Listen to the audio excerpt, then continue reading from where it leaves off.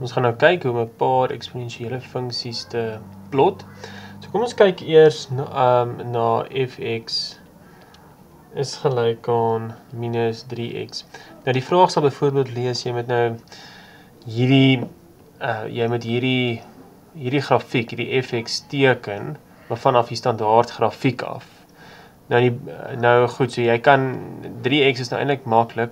Nou die ding is ook hierso wat belangrik is jy hoef nie presies te skets nie. Jy kan maar net begin by ietsie soos 3x. Kyk, die y is gelyk aan 3x, gaan ons nou so iets lyk. Hy gaan so intoe gaan waar jy weet as die x 0 is, y is gelyk aan 3x. As die x 0 is, dan gaan die y mos 1 wees. So daar is die y. So hierdie is redelik standaard, die y is gelyk aan 3x. So jy hoef nie presies te plot nie, maar wat jy dan kan doen is, jy kan van hom af na hierdie fx, jy kan van hierdie grafiek af na die fx is gelyk aan fx is gelyk aan minus 3 tot die mag x na toe gaan. So kom ons kyk, hoe gaan dit lyk? Al wat dit beteken is dat nou, omdat die y was hierso, in hierdie grafiek, is die y positief. Jy kan sien daar is hy positief. Nou, in hierdie grafiek is die y negatief. Ok, so al wat dit beteken is, hy draai maar net om.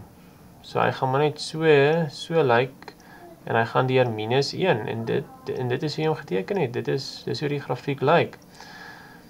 Ok, so kom ons gebruik 'n ander voorbeeld. Kom ons sê jy het gx is gelyk aan 2x minus 3. So, nou weer eens, jy teken net rolweg, y is gelyk aan 2x, hierdie is y is gelyk aan 2 tot die mag x. So hoe gaan gx is gelyk aan 2x minus 3? Al wat gebeur is, hy skuif nou net 3 onder toe, soos 1, 2, 3. So nou gaan in plaas van daar deur 1, gaan hy nou hierdeur gaan. Gaan hy bietjie skeef.